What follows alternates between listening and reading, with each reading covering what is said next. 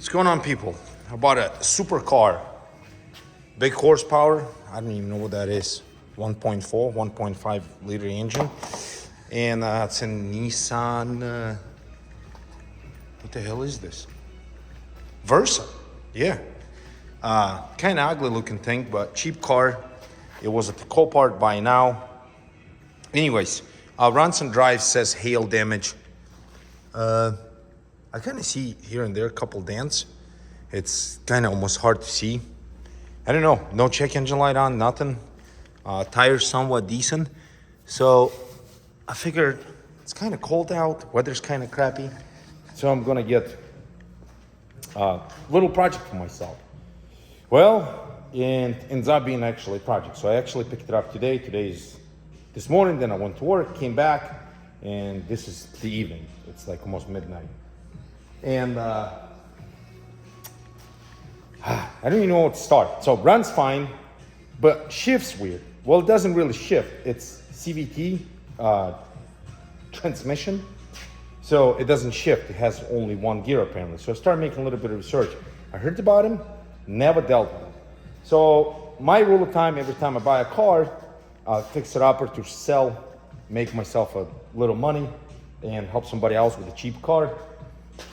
I go to do all the service. Like I usually change the transmission oil, I change the motor oil, I inspect the coolant, I do the probe on it, make sure it has a good freeze and everything else. This one's gonna have to get windshields changed because it's dented. Yes, car came from a Copart if somebody sees that sticker.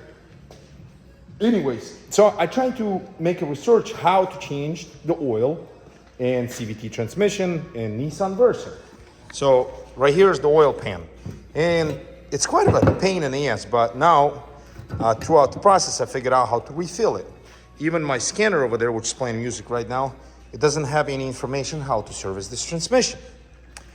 Okay, so what you have to remove is this thing, which holds your battery. So obviously the battery needs to come off. This thing needs to come off, which is attached to the firewall.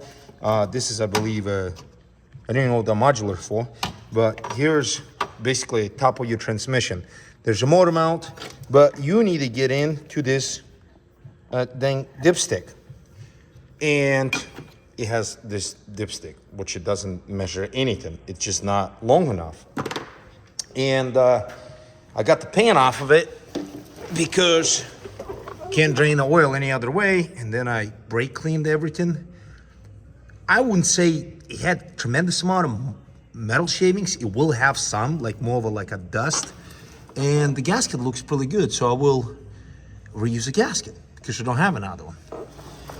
And the filter, I cannot find the filter, but quite often what I do with the filter, I just clean the hell out of them. And what it is just a metal screen there, and usually you can clean them out. It's not a big deal if somebody's gonna say that's insane. No, I spoke with the transmission shop and they said on some of the vehicles, it's hard to find the filter, or on the older ones, and it's okay to clean them because unless it's a paper element, then yes, you can do, but like those, they just have a metal screen. There's nothing to it. So you actually can clean them up, and it has two magnets, which magnets already been cleaned. Obviously, they're gonna have metal shavings collect on them. And I understood it will have like the metal dusting, for reason being, if you end up having this vehicle and you decide to service, it is normal because they run in some sort of steel belt. I quite don't understand how it works, but there's a steel belt, and it works basically like a snowmobile clutch. You have dual pulleys, and one squeezes and the other one opens it up, and that's how it reduces. So I test drove it prior to doing this, and I'm like, transmission feels weird, but then I realized it's CVT, so you kind of got to get used to it. So transmission was actually filled, and the oil is not cheap. I bought a Valvoline, which for the CVT transmissions, and you actually can buy a filter. So the little filter is, the cheapest one I found is $14 you can buy it, but nobody has one in stock, and the most expensive one is $80, which is actually genuine, what do you call it? Genuine Nissan. And this vehicle has 106,000 miles. I don't know if I said this, but it doesn't look like it's ever been changed. So, and they're known for this problem. But everything known for its problem eventually will fail. But I don't believe at a 106 especially for that small of a vehicle, it should have issues with the transmission.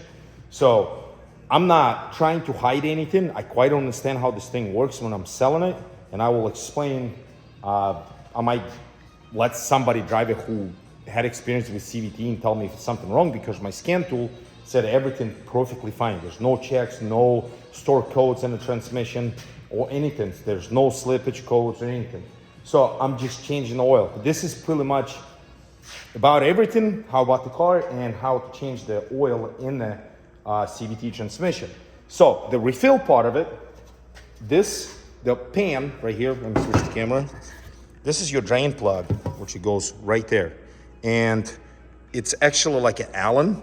So when you change an oil, you actually need to unscrew that, I believe.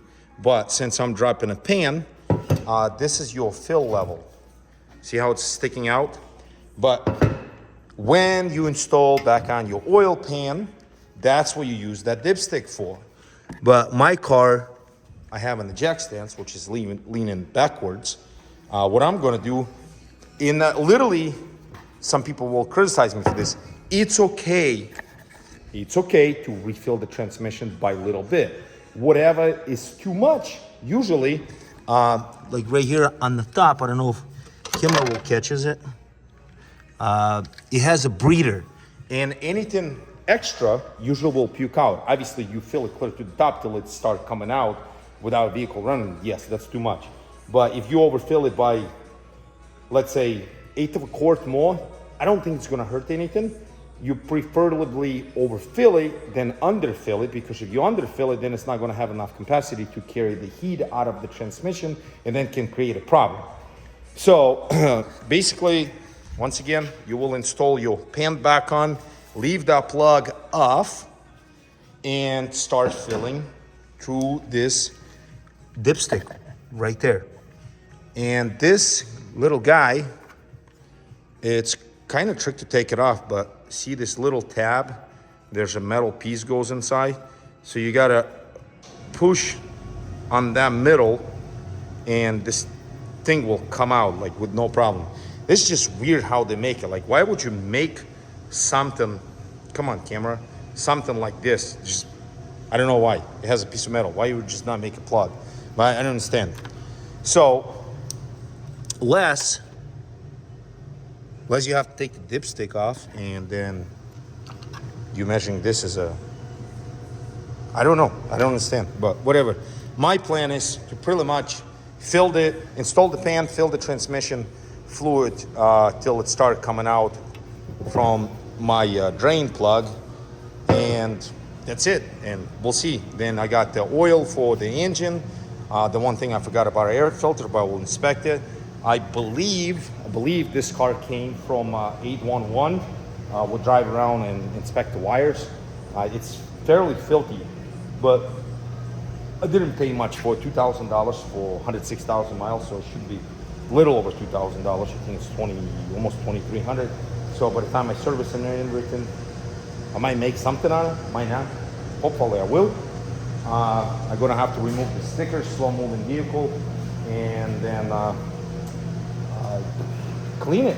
I'm not even gonna do that little touch up paint.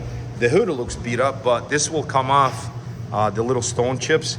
I will wash it and then wax it, and kind of will fill in. But for some 18-year-old parents who wants to buy for their 18-year-old or 16 or 17-year-old kid, I think it's a very good starter vehicle. And nowadays, it's, I just stopped one of the buddies of mine. There isn't such thing exist anymore, $500 car. Like literally 5 years ago, we had between $500 to $1,000 car. They don't exist anymore, because even if you buy something for $100 from a Copart, it will not cost you $100. It will cost you $500 or even more, because the fees are if you buy. Let me back this up. I bought a motorcycle a while back ago for $125. By the time I got it from a Copart, by the time I pay all the fee, I end up having $600 in it. That is insane.